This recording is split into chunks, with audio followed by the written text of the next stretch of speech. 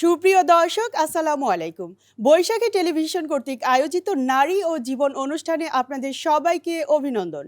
আপনাদের সাথে আছি আমি আজিজুন নাহার মুনমুন। দর্শক, আমাদের আজকের এই অনুষ্ঠানটি সরাসরি সম্প্রচারিত হচ্ছে বিআরবির সৌজন্যে, powered by BRB hospitals limited. দর্শক, আমাদের আজকের এই অনুষ্ঠানটিতে আপনিও অংশগ্রহণ করতে পারেন আপনার গুরুত্বপূর্ণ প্রশ্নটি করার মাধ্যমে। সেই ক্ষেত্রে স্ক্রলে দেখানো নম্বরে কল করতে হবে। দর্শক, আমাদের আজকের আলোচনার বিষয় কর্মক্ষেত্রে নারীর নিরাপত্তা। স্টুডিওতে আলোচক হিসেবে উপস্থিত আছেন barrister Fatema Anwar, advocate, supreme court of Bangladesh. আপা কেমন আছেন? আলহামদুলিল্লাহ মুনমুন, ভালো আছি। আলহামদুলিল্লাহ। তো আপা, আমরা আমাদের যে আজকের আলোচ্য বিষয় সেটি হচ্ছে যে কর্মক্ষেত্রে নারীর নিরাপত্তা। তো একজন নারী যখন কর্মক্ষেত্রে যায় তখন দেখা যায় যে অনেক ক্ষেত্রে একটা বড় চ্যালেঞ্জ হচ্ছে তার হয়রানি। অর্থাৎ সে বিভিন্নভাবে হয়রানির শিকার হয়। যেমন যখন তার কোনো ন্যায্য অধিকার বা কোনো সুবিধাগুলো সে আদায় করতে চায় বা চায় ঊর্ধ্বতন কর্মকর্তার কাছ থেকে।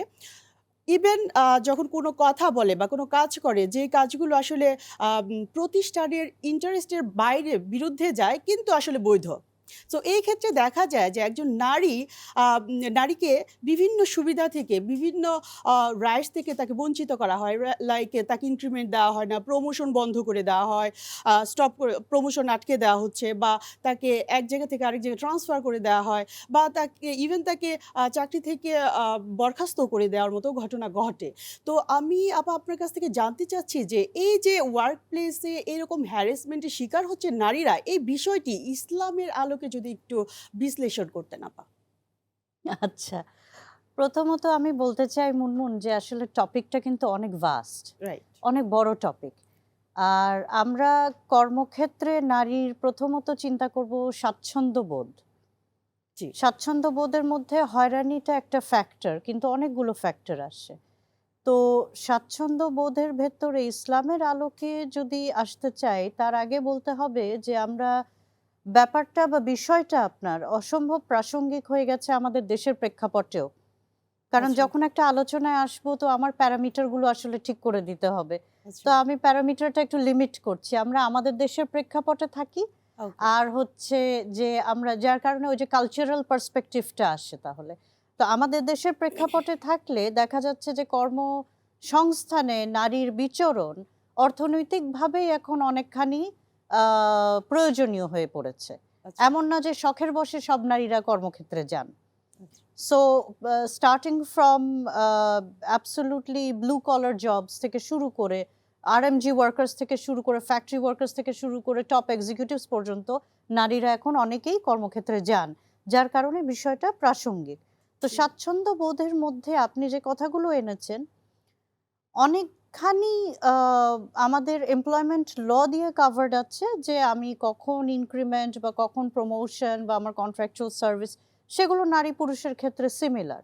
আচ্ছা। কিন্তু একজন নারী কখন, আপনি যেইটা বেসিক পয়েন্টটা রেজ করলেন সেটা হচ্ছে সে নারী বলে কখন সে বৈষম্যগ্রস্ত হচ্ছে, ডিসক্রিমিনেটেড হচ্ছে, বা কেন হচ্ছে।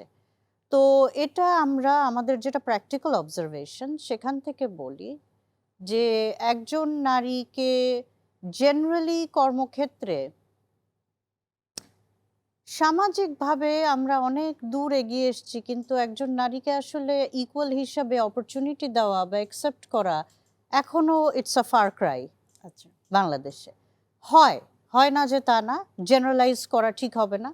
এবং এখানে আমি প্রথমেই বলতে চাই আসলে যে নারীর অধিকার বা নারীর, আমি আসলে কর্মজীবী যিনি বা এমপ্লয়ি যিনি, ওনার অধিকার হিসাবে এবং নারী হিসাবে যে জয়েন্ট একটা ওনার পজিশন, সেখানে দুই ধরনের ডিফিকাল্টি ফেস করা হয়। একটা হচ্ছে যে যেটা বললাম যে স্বাভাবিক ডিসকমফর্ট বা স্বাচ্ছন্দ্য বোধটা, সেকেন্ড হচ্ছে যে অ্যাক্টিভ ডিসক্রিমিনেশন বা হ্যারাসমেন্ট। আচ্ছা। হ্যাঁ, এবং হ্যারাসমেন্টের ভেতরেও আবার প্রকারভেদ আছে। এবং আপনি নিশ্চয়ই জানেন মুনমুন যে বিশাখার জাজমেন্টটা ফলো করে আচ্ছা। আমাদের আচ্ছা। High court division of the supreme court কিন্তু 2009-তে একটা অসম্ভব ডিটেইলড ডাইরেক্টিভ দিয়ে রেখেছেন, যেটা কিনা applicable to educational institutions and establishments বা কোম্পানিজ, প্রাইভেট সেক্টরেও। সো শিক্ষা প্রতিষ্ঠান এবং কর্মক্ষেত্রে প্রাইভেট কোম্পানিগুলোতে একজন নারীর হ্যারাসমেন্ট প্রিভেন্ট করার জন্য যে ডাইরেক্টিভগুলা আইনে যেহেতু এই জায়গাটা এক্সপ্রেসভাবে কাভার্ড নাই, লেবার অ্যাক্টেও নাই, লেবার রুলসেও নাই। লেবার অ্যাক্ট, লেবার রুলসে সেফটি আছে, ইস্যুগুলো সেফটি অ্যাট ওয়ার্ক প্লেস, তারপর ক্রেশ দরকার, কি কি প্রয়োজনীয় হেলথ কেয়ার সার্ভিসেস যেগুলো, তারপরে হচ্ছে মেডিকেয়ার, ম্যাটারনিটি লিভ, এগুলো আইনে আছে। আচ্ছা কিন্তু হাইকোর্টের ডাইরেক্টিভটা যেটা কভার করেছে সেটা হচ্ছে আপনার টার্গেটিং হ্যারাসমেন্টস, ইনক্লুডিং সেক্সুয়াল হ্যারাসমেন্ট। আচ্ছা হ্যাঁ, এবং sexual harassment is not always very direct. সবসময় তো ডাইরেক্ট হয় না, সবসময় তো নিপীড়নটা আসলে ব্লেটেন্ট হয় না, সবসময় ডাইরেক্টলি যেটা বোঝা যাবে এটা সেক্সুয়াল হ্যারাসমেন্ট তা না। সেক্সুয়াল হ্যারাসমেন্টে হাইকোর্ট একটা তালিকা দিয়েছেন। ডেফিনিশন তো দেয়নি, হ্যাঁ হ্যাঁ, ডেফিনেশন দিয়েছে, ভাস্ট করে দাও। অ্যাবসলিউটলি ডেফিনেশন দিয়ে, শুধু তাই না, এত সুস্পষ্টভাবে তালিকা করে বলা আছে যে List কি কি করে দেওয়া আছে। অ্যাক্টিভিটি গুলোকে হয়রানির ভেতর আনা যাবে, এন্ড দেয়ার কোয়াইট ব্রড। এবং সেখানে সিডর যে ডাইরেক্টিভটা আছে, ডেফিনেশন অফ সেক্সুয়াল হ্যারাসমেন্ট, সেটা হচ্ছে anything that provides a discomfort আচ্ছা and that can lead to humiliation and that can lead to lack of self respect, আচ্ছা তো all of আপা that. এই যে তো হাইকোর্টের যে ওই ডিরেকশন, সমস্তটা কিন্তু ইনভলভড। জি। হ্যাঁ, মুনমুন কি আপা জিজ্ঞেস বলছিলাম করছেন? হচ্ছে যে হাইকোর্টের 2009 সালে একটা ডিরেকশন দিয়েছে। তো আপা এই ডিরেকশনের পরেও একটা দুইটা সিনারিও দেখা যায়। একটা হচ্ছে যে নারীরা কিন্তু ওয়ার্ক প্লেসে এর পরেও প্রচুর হ্যারাসমেন্টের শিকার হয়। প্রবলেম হচ্ছে যে নারী হয়রানির শিকার হওয়ার পরেও, বিশেষ করে যৌন হয়রানির শিকার হওয়ার পরেও তার চাকরি চলে যাওয়ার ভয় একটা দিক। আরেকটা হচ্ছে যে সোশ্যাল যে একটা স্টিগমা, সেই কারণে দেখা যায় সে কিন্তু কমপ্লেইন করে না। এটা একটা সিনারিও। আরেকটা হচ্ছে এই নারীরাই দেখা যাচ্ছে যে এই গাইডলাইনটা, হাইকোর্টের গাইডলাইনটাকে অ্যাবিউজ করছে, বা তার পুরুষ সহকর্মী বা ঊর্ধ্বতন কোনো কর্মকর্তাকে, পুরুষ যে, তাকে হেনস্থ করার জন্য কিন্তু এটাকে অ্যাবিউজ করে থাকে। তো এই বিষয়টা আপা আপনি কিভাবে দেখেন? এইটাতে আসছিলাম, আসলে ডাইরেক্টিভটা বলছে আচ্ছা তো যে প্রত্যেকটা এস্টাবলিশমেন্টে একটা আপনার কমপ্লেন কমিটি থাকবে, যেটার কথা আপনি আচ্ছা বললেন, আর কমপ্লেন কমিটির একটা কমপ্লেন প্রসিজিওর থাকবে। আচ্ছা তো দুইটা, আমরা আসলে তিনটা সিনারিও দেখছি ফ্র্যাঙ্কলি, আচ্ছা মানে খুব ব্রডলি, আচ্ছা প্রত্যেকটা কেস ইন্ডিভিজুয়াল, কিন্তু ওকে খুব ব্রডলি হচ্ছে তিনটা সিনারিও। একটা হচ্ছে যে একজন নারী হয়তো নিজেকে একটা রিজার্ভড অবস্থানে রেখেছেন, কর্মক্ষেত্রে ওনার মেরিট আছে, কিন্তু উনি মেরিট দিয়ে শুধুমাত্র উপরে উঠতে পারছেন না, আচ্ছা প্রোগ্রেস করতে পারছেন না। কারণ হচ্ছে যে she is not catering to the other extraneous demands made on হার।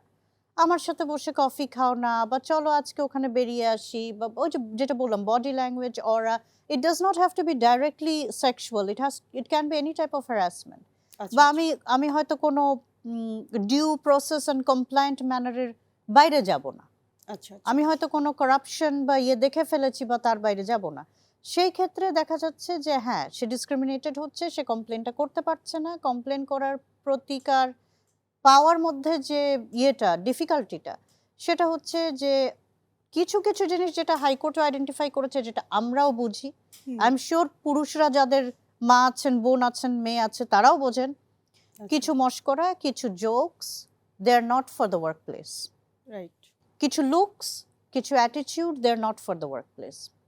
সেটার ব্যাপারে আপনি ভয়েস রেজ করতে যাবেন, আপনাকে বলা হবে you are unsmart, you are not progressive enough, you are not meant to be here, grow up, broaden your mind. Mind broad করতে করতে দেখা যাবে ব্রেনটাও পড়ে যাবে একদিন। সো ওই লেভেলে একটা থ্রেশহোল্ড ক্রিয়েট হয়ে গেছে কর্পোরেট আচ্ছা, সার্কেলে। সেটার ব্যাপারে যখন আপনি কমপ্লেন করতে যাবেন, তখন দেখা যায় যে আপনার ফিয়ার হচ্ছে ইউ উইল বি, বিকজ আপনার লাইন ম্যানেজারই হয়তো আপনাকে হয়রানিটা করছে। Okay so that is one difficulty. Right সেটাকে বাইপাস করার একটা উপায় আছে। সেটা বাইপাস অনেকগুলো কোম্পানি করছে, যারা কমপ্লায়েন্ট তারা সেটা বাইপাস করছে, যে তারা কমপ্লেন্স প্রসিজিওরটা এবং অডিটটা একেবারেই সেপারেট রাখছে ফ্রম দ্য ওয়ার্ক প্লেস। যে অ্যাপ্রেজাল লাইন ম্যানেজারদের থেকে, আচ্ছা। যে আপনার পারফরমেন্স অ্যাপ্রেজালস এন্ড কেপিআই পারফরমেন্স, এগুলা থেকে পুরোপুরি আলাদা রাখছে। It's a parallel procedure and it should not impact. So ওইটা একটা। সেকেন্ড হচ্ছে যেটা আপনি বললেন, যে নারীরাই নারীদের থ্রেশহোল্ডটা কমিয়ে দিচ্ছে। আচ্ছা সেটা কিভাবে আপা? সেই ক্ষেত্রে দেখা যায় যে আহ, অনেকের কাছে অনেক কিছু অ্যাকসেপ্টেবল হতে পারে, অনেকের কাছে অ্যাকসেপ্টেবল হতে পারে সাম form of jokes, attitudes, behaviour, যে ধরনের আচরণ হয়তো একজনের কাছে আম, গ্রহণযোগ্য না, সেটা দেখা যাচ্ছে আরেকজন এর কাছে খুবই গ্রহণযোগ্য, রাইট। এবং সে সেটা এনকারেজও করছে। তো নারীরা যখন নিজেদের থ্রেশহোল্ডটা নামায় দেয় এবং অন্য নারীরা যখন একটা থ্রেশহোল্ড মেনটেন করার চেষ্টা করে এবং সেটা হুম। নিয়ে যখন নারীরাই মস্করা করে, oh you are too stiff, you know, you don't really belong here, so but loosen up, there is no harm. আমরা বোধহয় ইসলামের দৃষ্টিকোণ থেকে যেহেতু এই প্রোগ্রামটা হচ্ছে, একটু কঠোর শব্দই ব্যবহার হয়ে যায় পারহ্যাপস, বাট আমার বলতে হবে যে we often forget there is something called mental zina, zina of the mind, ভুলে গেলে হবে না।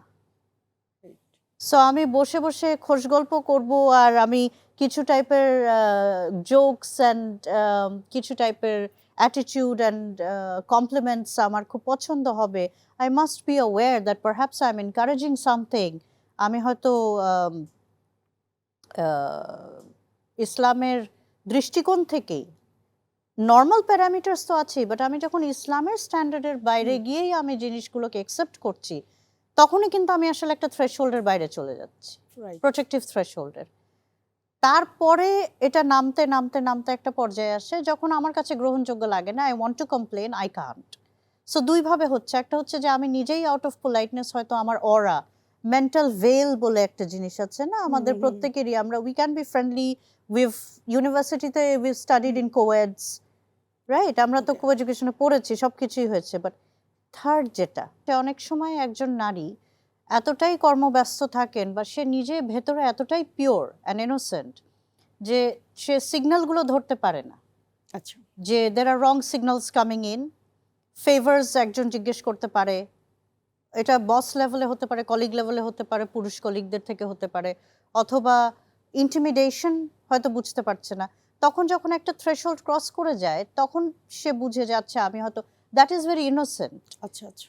তো that is the third way that a girl can be feel harassed or can be in a very uncomfortable situation.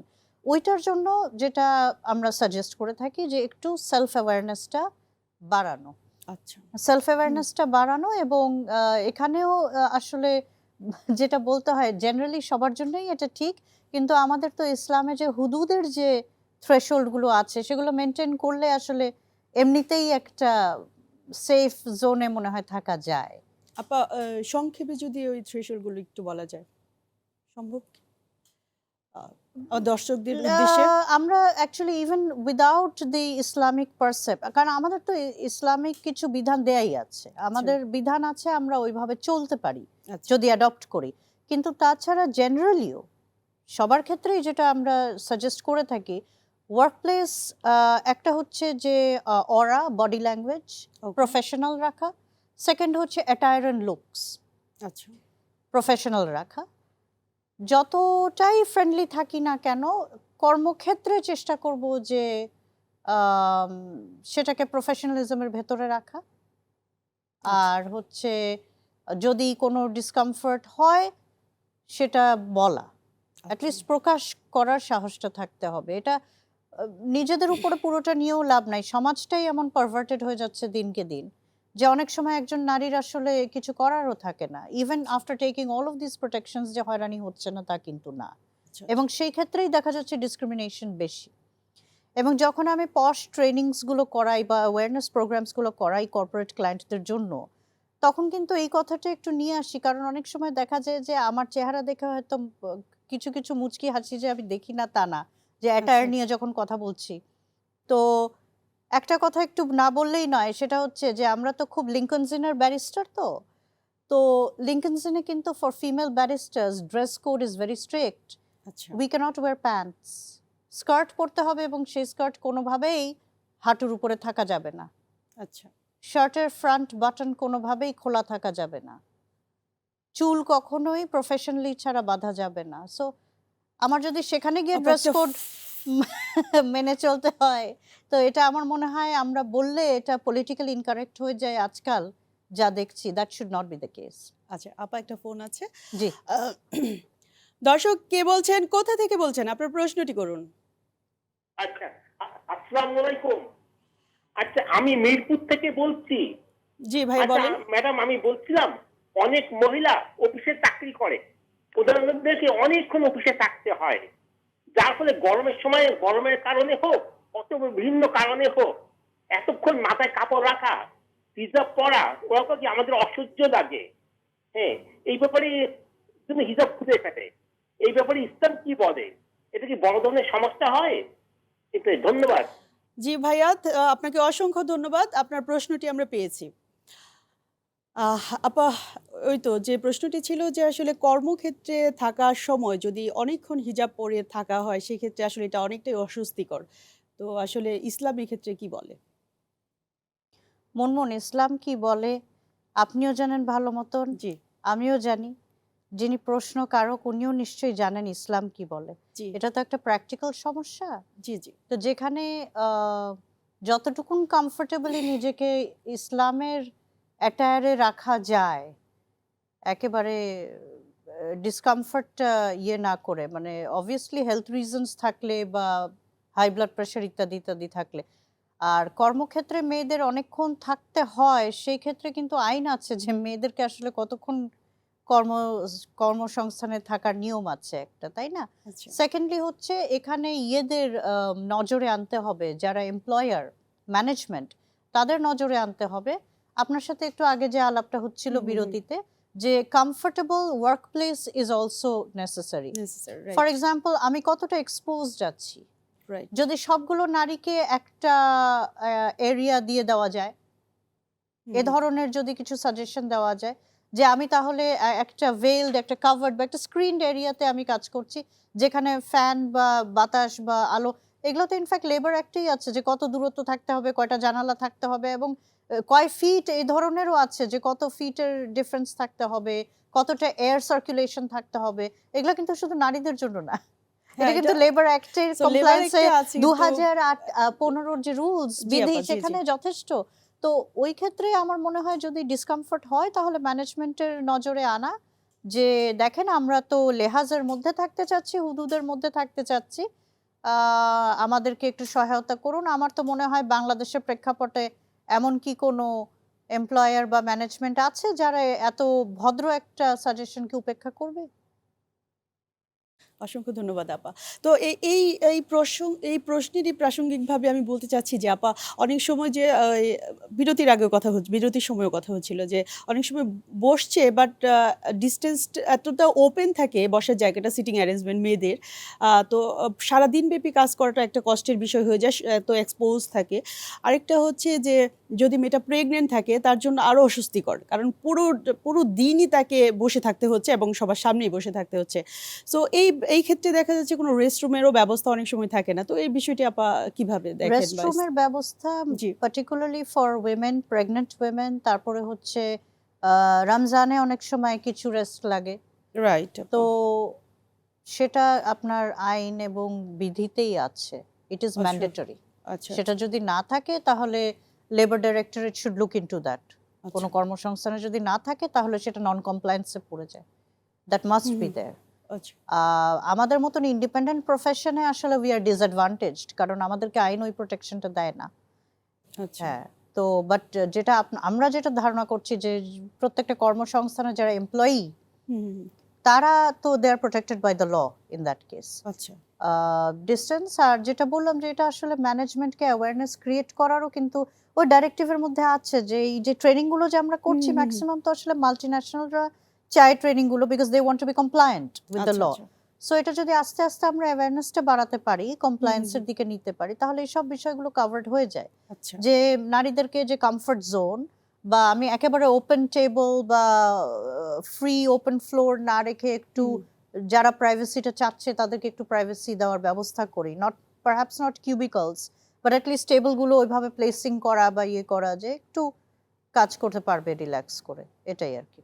আচ্ছা, আচ্ছা।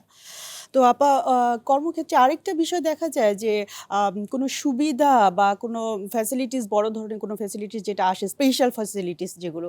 তো এই ক্ষেত্রে দেখা যায় যে একজন নারী কর্মী এবং একজন পুরুষ কর্মী ২ জনই যদি থাকে এবং ২ জনই একই রকমই কোয়ালিফাইড ওটা পাওয়ার ব্যাপারে। তো দেখা যায় প্রায়োরিটিটা ছেলেটাকেই দেওয়া হচ্ছে বা পুরুষ কর্মীটাকেই দেওয়া হচ্ছে। তো এই যে একটা ডিসক্রিমিনেশন দেখা যায় সমাজে বা আমাদের কর্মক্ষেত্রে, তো এই বিষয়টা আসলে ইসলামের আলোকে যদি একটু ব্যাখ্যা করতেন আপা। আসলে হ্যাঁ, মুনমুন, ফার্স্টলি আমি যেটা হুম, ক্লারিফাই করতে চাই সেটা হচ্ছে যে ইসলাম হচ্ছে আপনার গোটা ক্রিয়েশনের ইউনিভার্সাল, গোটা ক্রিয়েশনেরই একটা বিধান। ইট ইজ আ আচ্ছা, স্ট্যান্ডার্ড, ইটস আ থ্রেশহোল্ড। আচ্ছা, সো আচ্ছা। আসলে ইসলামের আলোকে যেটা বলছি সেটা আসলে জেনারেল আলোকেও হওয়া উচিত। রাইট। তো এবং আপনি যে কথাগুলো বলছেন এগুলো তো আর ইসলামের বাইরেও না। না, হ্যাঁ, সব ইসলামের ইসলামই বাইরে বলে কিছু রেদার। যেতে পারে না আসলে, হয়তো রাইট, মানে you say Islam covers everything that is everything. Necessary because that's the manufacturer's manual. So আমাদের লাইফের জন্য যেটা বেস্ট ওটাই কভার করে, তো ওটার আচ্ছা, বাইরে তো আচ্ছা। আমরা আসলে যাইও না। But right. আমি যদি ইভেন জেনারেলাইজডও বলি, এই কমপ্লেন আপনি যে কথাটা বললেন সেটা গুরুত্বপূর্ণ, কারণ অ্যাকচুয়ালি ট্রেনিংসগুলো করাতে বা অ্যাওয়ারনেস সেশন করাতে গিয়ে কিন্তু এই কমপ্লেনগুলো আমি প্র্যাকটিক্যালি পেয়েছি আচ্ছা। যে we are equally qualified, but sometimes আমাদেরকে একজন ছেলে হয়তো আমার কলিগ, পুরুষ কলিগ, সে যেরকম কোয়ালিফাইড আমিও কোয়ালিফাইড, সে যতটা টাইম অ্যান্ড এফর্ট দিতে পারবে আমিও দিতে পারবো, বাট প্রজেক্টটা তাকে দেয়া হলো, ট্রেনিংটা তাকে দেয়া হলো, স্কলারশিপ থাকলে সেটাও। ইনক্রিমেন্ট প্রমোশনটা তাকে দেয়া হলো। দ্য রিজন ইজ, আমি ডিসকভার করলাম কয়েকটা অবভিয়াস রিজন হচ্ছে এখন পর্যন্ত আমাদের যে সিনিয়র ম্যানেজমেন্ট আছেন সেটা তো মোস্টলি পুরুষ দিয়ে পরিবেষ্টিত। হুম, সো সেখানে একটা ফিয়ার থাকে, এই মেয়ের তো সেদিন বিয়ে হলো, এ তো কয়দিন পর ম্যাটারনিটি লিভে যাবে, একে আমার ট্রেনিং দিয়ে তো আমি তখন আমার কন্টিনিউটি অফ সার্ভিসটা পাবো না। আচ্ছা, and that is not an unreasonable fear, কিন্তু আচ্ছা, আচ্ছা। That is not an unreasonable fear, কারণ কিছু কিছু ডেফিনিটলি। ইন্ডাস্ট্রি আছে যেখানে আপনার continuity of service is very important, hmm, hmm. And তারপরে it is very costly to train somebody else. আচ্ছা। সো সেই ক্ষেত্রে ওই ফিয়ারটা দূর করার জন্য আমার মনে হয় দুইটা জিনিস করা, একটা এই যে অ্যাওয়ারনেস, আর আরেকটা হচ্ছে যে নারীরা নিজেরাই হয়তো ওই যে flexibility, work from home, pandemic তো আমাদের দেখিয়েই দিল যে it is very much possible to work from home right. Mostly. আর সেকেন্ড হচ্ছে যে ডিসক্রিমিনেশনটা হয় যখন হয়তো কোনো ধরনের ফেভার, হ্যারাসমেন্ট কিন্তু খালি সেক্সুয়াল না, আচ্ছা, অনেক ধরনের হ্যারাসমেন্ট হয়, অ্যান্ড ওয়ার্কপ্লেস হ্যারাসমেন্টের কিন্তু অ্যাকচুয়ালি শিকার পুরুষরাও হয়। আচ্ছা। সো যেহেতু আমরা এখানে নারীদের নিয়ে কথা বলছি এই জন্য হুম, নারী বেসডই কথা বলছি, কিন্তু সবসময় যে সেক্সুয়াল হ্যারাসমেন্ট হয় তা কিন্তু না। আচ্ছা। So some sort of favour, some sort of demand, some sort of request, যেটা নৈতিকতার বাইরে, নট আচ্ছা। Sexual hmm, but hmm, hmm. নৈতিকতার বাইরে, আচ্ছা, করাপশন ব্রাইবারির লেভেলে পড়তে পারে, আচ্ছা। বা আমার হয়তো এটা this is not my duty to the company, hmm, hmm. Right? হ্যাঁ, আপনার বাচ্চার স্কুল ফি দিয়ে আসা তো আমার দায়িত্ব না, না, that is not, I am employed by the company. Right. হ্যাঁ, সো এখনো অনেক বস আছেন কর্পোরেট লেভেলে যারা মনে করেন যে ওই যে জমিদারি স্টাইল এটা আমার company, but even the CEOs, maximum CEOs are also employees and they forget আচ্ছা। দ্যাট। Hmm, hmm. হ্যাঁ, সো এই জিনিসগুলোর ক্ষেত্রে অনেক সময় ডিসক্রিমিনেশনটা হয়ে যায় যে হয়তো ছেলেটা মোর কমপ্লায়েন্ট, মেয়েটা কমপ্লায়েন্ট হচ্ছে না। আচ্ছা। দুইটা ফেয়ার, একটা হচ্ছে যেটা বললাম লেজিটিমেট ফেয়ার, হুম, হুম, হুম। যে আমি একে ট্রেনিং দিব বা ইয়ে করবো, এর তো 2 দিন পর ম্যাটারনিটি লিভ হবে, এই হবে ওই হবে, টাইম দিতে পারবে না, এ কি can she put in the night hours, she Kant, এই প্রজেক্টটা শেষ করতে হবে, আচ্ছা, 3-4 দিনের একটা প্রেশার আছে, এগুলো legitimate fear. This are prejudices also, আচ্ছা। কারণ অনেক নারী আছে, অনেক মহিলার আছে যারা আসলে অনেক বেশি এফর্ট দেয়, কারণ ম্যাক্সিমাম টাইম এখনো আমাদের দেশে একজন নারীকে ডাবল এফর্ট দিতে হয় আরেকজন পুরুষের সম ইয়েতে পৌঁছাতে, কি বলবো, equal status in professional life, আচ্ছা। সমমর্যাদা পেতে হলে বা অ্যাকনলেজমেন্ট হুম, পেতে হুম, হলে একজন নারীকে এখন অলমোস্ট ডাবল এফর্ট দিতে হয় আচ্ছা, to be seen, to be understood for her merits. আচ্ছা, so that is the reality, এটা অ্যাভয়েড করার কিছু নাই। জেনারেলাইজ করতে চাই না কারণ সব কর্মসংস্থান এরকম না, অনেকগুলোই আছে যেগুলো খুব নারীদের জন্য ফ্যাসিলিটেট করে। আচ্ছা। তো আপা এই আরেকটা বিষয় হচ্ছে যে আ আ তো আপা আমাদের যে মূল আজকে যে বিষয়টা নিয়ে আলোচনা করলাম, তো এই আলোচনাটা যদি 1 মিনিট একটু কনক্লুশন করতে পারেন।